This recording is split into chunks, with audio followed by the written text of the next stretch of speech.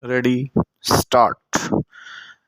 8 years ago today, the trail of terror and destruction wreaked across this country since nearly a decade before reached its apotheosis in the Army Public School, Peshawar, attack. Full stop.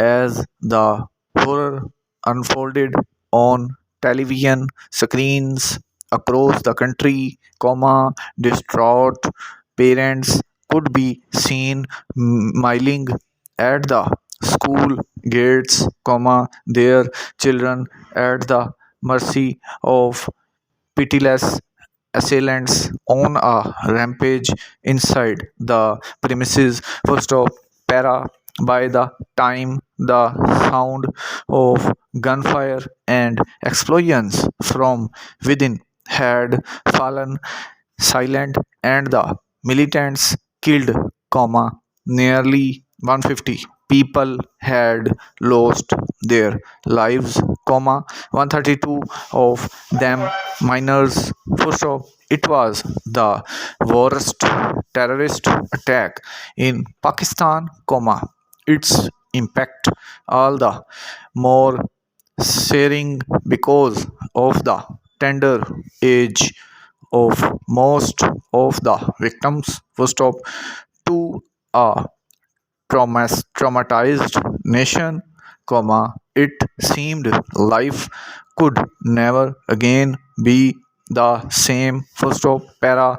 The PMLN government almost immediately called a multi-party conference to arrive at a consensus on the way ahead. Full stop. What emerged from the moot was the National Action Plan, a 20-point blueprint subsequently revised for rooting out extremism. Full stop. It was a whole of society approach meant to complement the military operation that had already begun targeting TTP strongholds in the northern areas some 6 months earlier. Full stop. Para.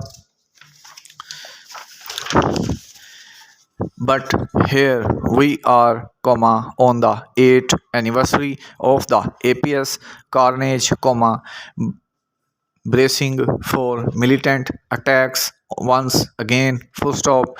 Failure to implement NAP in its true spirit and the lackluster follow up on reforms and institution building of NECTA in particular that was to reinforce what was essentially a laundry list of things to do, is much to blame. First of para. Instead, the state put its weight behind measures that gave the appearance of robust action against militancy, such as setting up militancy military courts and lifting the moratorium on the death penalty. First of the orgy of state sanctioned violence that followed only underscored the dysfunctionality of our criminal justice system, which is yet to see wide-ranging reforms.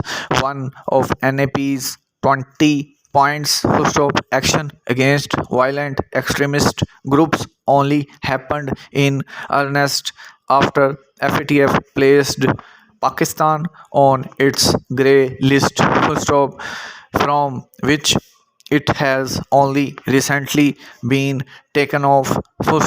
Some high profile militants, meanwhile, escaped from the state custody or, more recently, were handed up to the Afghan Taliban in an effort to revive negotiations with the TTP full stop para 3. Those on again off again talks predictably came to naught, having only given an advantage to the TTP as recently stated in a NECTA report. More difficult to comprehend was the state's refusal to acknowledgement the revival in militancy, despite massive public rallies in Swat and the tribal districts demanding action against these elements. Para the people's refusal to countenance being terrorized once again by violence extremists is a positive development. But the current political divide is unlike any ever before. At the MPC called after the APS attack, political leaders across the border, including Nawaz Sharif and Imran Khan, sat down together to confer. This is the kind of maturity we need from the political leadership today. Are they capable of it?